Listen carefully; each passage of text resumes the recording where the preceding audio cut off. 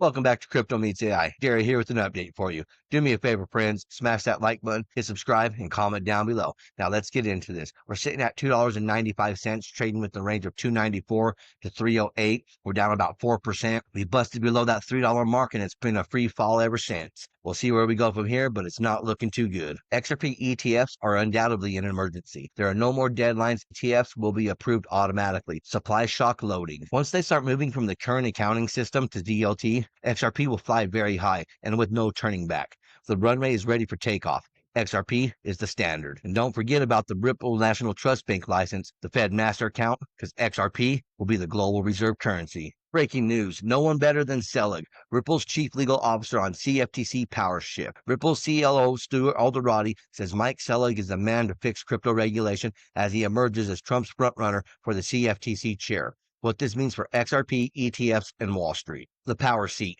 The CFTC may soon become crypto's main cop, with the authority over spot markets like XRP, BTC, ETH, Solana, and Doge. Who sits in the chair matters more than ever. Who is Mike Selig, SEC Chief Crypto Counsel, former clerk to crypto dad Giancarlo at CFTC, and a lawyer who knows both sides of the SEC versus CFTC war. Now Trump's frontrunner for the CFTC chair. Ripple reacts. Stuart Alderati didn't hold back. No one is better suited than Mike Selig to harmonize the CFTC and the SEC on crypto, reducing duplicate regulation and patching fragmentation. Translation, XRP ETFs just got a huge boost. The failed pick, Trump's first choice, Brian Quintenas, blew up. Leaked emails, clash with the Winklevoss twins, and nomination pulled. Now Selig's the fixer stepping in. What's at stake? Senate bill gives CFTC control over crypto spot markets. Join SEC and CFT roundtables for the first time. TradFi and crypto sit together. Ripple, Kraken, JP Morgan, NASDAQ, CME, all at the table. This is big league coordination.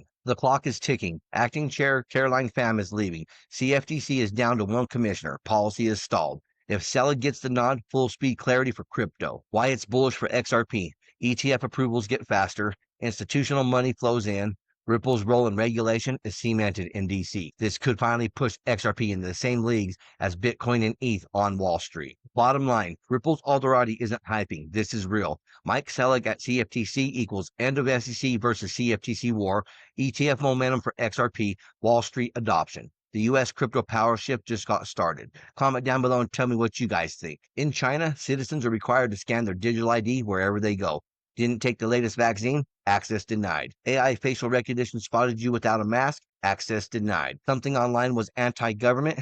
Access denied. This is the exact model the globalists desire for the West. Once digital ID is established, the state will be able to control your every moment and every purchase and stop you from thinking for yourself. You must resist, my friends. They laughed when they froze bank accounts for protesting. Now they want to launch a central bank digital currency. Think about that.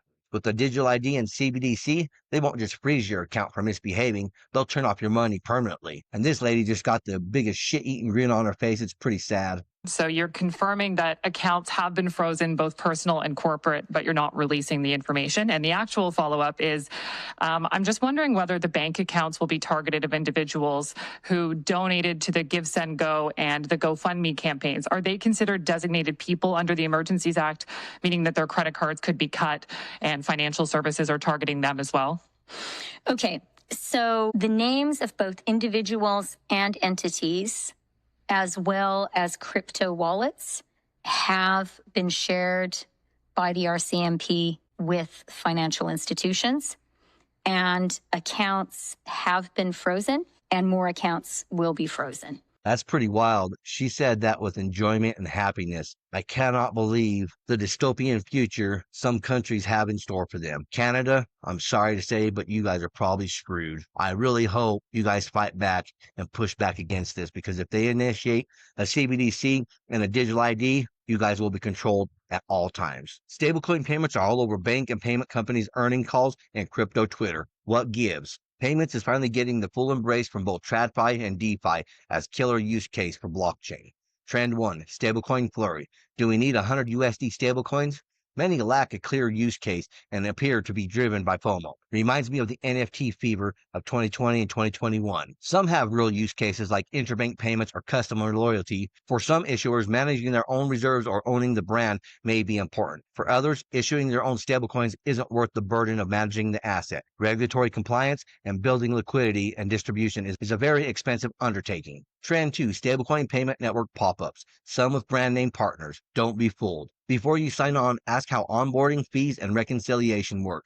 If the network provider is unlicensed, they've daisy-chained partners together, so you still have the headaches of correspondent banking, but hey, on blockchain. Trend 3, build your own blockchain. True, payments require certain features and functionality, but there are public L1 and L2 chains that serve payments well, like XRPL. For new chains to succeed, they will require major capital investment and years of heavy lifting to achieve decentralization, build sufficient liquidity, and develop the infrastructure to work for payments. And you know I have to say it, my friends, the institutions are here. Japan's tourism industry on the XRP Ledger. SBI Ripple Asia has partnered with Japanese travel agency Tobu Top Tours to develop tokens and payment systems on the XRP Ledger. We've told you real adoption doesn't shout, it builds quietly. XRP Ledger is moving into gaming, streaming, and digital economies.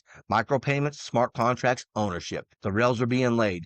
Most won't notice until it's too late. Let's dig in. From finance to gameplay, the XRP Ledger's expansion into digital interactions. The problem, why traditional gaming and payment systems are limited. Most gaming ecosystems rely on centralized payment rails with high fees and slow transaction approvals. Digital assets, skins, tickets, and collectibles are locked within platforms and lack interoperability. Existing blockchains like Ethereum often face network congestion, making micropayments impractical. Why it matters. A scalable, low-cost infrastructure is essential for real-time purchases, player ownership, and automated rewards, something mainstream systems still cannot provide efficiently. Why this strategic expansion matters. Gaming is a $200 billion plus industry, larger than film and music combined. Developers are looking for interoperable economies, not isolated token systems. By entering this space early, XRP tech sidechains can capture emerging markets and GameFi, digital collectibles, and streaming rewards. Even without hype or speculation, infrastructure providers who power transactional volume tend to scale quietly but significantly. How the XRP Ledger technology solves this. Corium brings smart contract support optimized for tokenized assets and gaming economies. Xanu introduces hooks, lightweight on-chain automation, enabling instant in-game payouts or loyalty systems. XRP infrastructure allows a sub-second settlement at fractions of a cent, making true micropayments viable. Key advantage, this positions XRP's technology as a high-performance settlement layer for digital interactions beyond finance. What to expect next? Partnerships with indie and mid-tier game studios exploring XRP-based transaction rails, integration with streaming platforms or creator economies for tipping and automated payouts, potential emergence for cross-game inventories or identity tied to XRP wallets. Final takeaway, this is not a guarantee of explosive price action, rather a strategic broadening of utility, suggesting that XRP's future may extend beyond banking into everyday digital interactions. Not enough people talk about Ripple and RLUSD and the XRP Ledger in mainstream media, so I did. Live on NASDAQ TV to the billion-dollar institutions that trade on this exchange every day. So Phil, let me follow up to that for a moment here. What are some of the key advantages of using stablecoins over traditional fiat or other types of crypto? That's a great question. Number one is this cheapness with which you can transfer. So for example, if you transfer a stable coin like RLUSD, which is issued by Ripple, then on the XRP Ledger, you can transfer that for literally fractions of a cent. Super fast and super cheap as well. When we look at the cost of a wire transfer, I'll give you an example. We recently ran a prize competition for our community, and some of the prizes were very, very small, just as guaranteed prizes. We sent $10 to one participant. It actually cost her $5 to receive it because that was the price. It was a $15 wire transfer. So she actually lost $5 because we sent her 10. So absolutely insane. Just one example of how stablecoins are making it a lot faster and a lot cheaper to receive and send payments. Phil, let me follow up to that for a moment here. What are some of the key advantages of using... We all know how expensive it is to send money with Western Union or MoneyGram. This is going to revolutionize those type of payments. Well, that's what I have for you folks. Until next time, stay savvy, stay stacking, and I'll catch you in the next one. If you enjoyed this, smash that like button, hit subscribe, and comment down below. And if you want more crypto deep dives, check out our videos right here on Crypto Meets AI. Thank you for watching. Remember to always do your own research. This is not financial advice.